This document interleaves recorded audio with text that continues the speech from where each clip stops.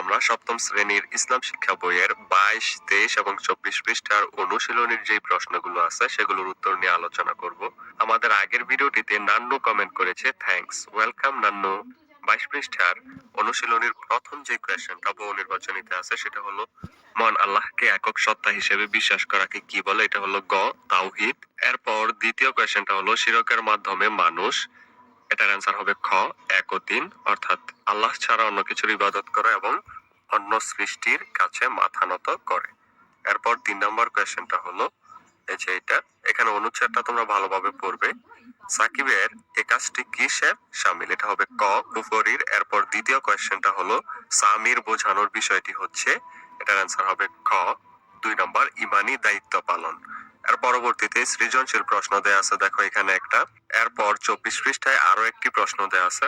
চলো আমরা প্রথমেই 1 নম্বর কোয়েশ্চেনের উত্তরটা দেখে নিই। এখানে দেখো একটা উদ্দীপক দেয়া আছে, উদ্দীপকটা তোমরা খুব ভালোভাবে পড়ে নিবে। এইটা অনুযায়ী তোমাকে গ এবং ঘ নং কোয়েশ্চেন করা হবে। প্রথম কোয়েশ্চেনটা হলো এখানে ক নম্বরে, তাওহীদ কি? এটার অ্যান্সারটা হবে তাওহীদ হলো আল্লাহর একত্ববাদ। এরপর খ নম্বর কোয়েশ্চেনটা হলো আর তারা মুত্তাকিগণ আখিরাতের উপর দৃঢ় বিশ্বাস স্থাপন করে, আয়াতটি ব্যাখ্যা করো। এবং গ নং হলো নামাজের প্রতি রাজা মিয়ার মনোভাব ইসলামের দৃষ্টিতে কিসের শামিল, ব্যাখ্যা করো। এরপর যে মূল বিশ্বাসের ফলে ফরিদউদ্দিন নামাজে দৃঢ় ও দায়িত্বশীল তা বিশ্লেষণ করো। চলো আমরা এই খ, গ এবং ঘ নং প্রশ্নগুলোর উত্তর আমরা একসাথে দেখে নেই। উত্তরটা এখান থেকে শুরু, আমরা এটার উত্তরগুলো পড়বো না, তাহলে ভিডিওটা অনেক বড় হয়ে যাবে। আমরা শুধু উত্তরগুলো দিয়ে দিচ্ছি।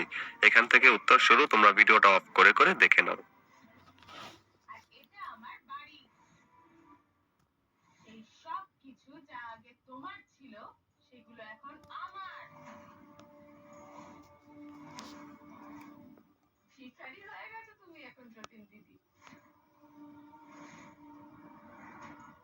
প্রথম প্রশ্নের উত্তরগুলো এই পর্যন্ত। এবার চলো আমরা 2 নং প্রশ্নের উত্তরগুলো দেখে নিই। 2 নং প্রশ্নেরও এখানে উদ্দীপকটা তোমরা ভালোভাবে পড়ে নিবে। ক নং কোয়েশ্চেনটা হলো আসমাউল হোসনা কি? এর অ্যান্সার আমরা লিখবো আসমাউল হোসনা অর্থ সুন্দর নামসমূহ। আল্লাহ তাআলার গুণবাচক নামসমূহকেই আসমাউল হোসনা বলা হয়। এরপর খ নং কোয়েশ্চেন হলো কোনো কিছুই তার সদৃশ নয়, আয়াতটি ব্যাখ্যা করো।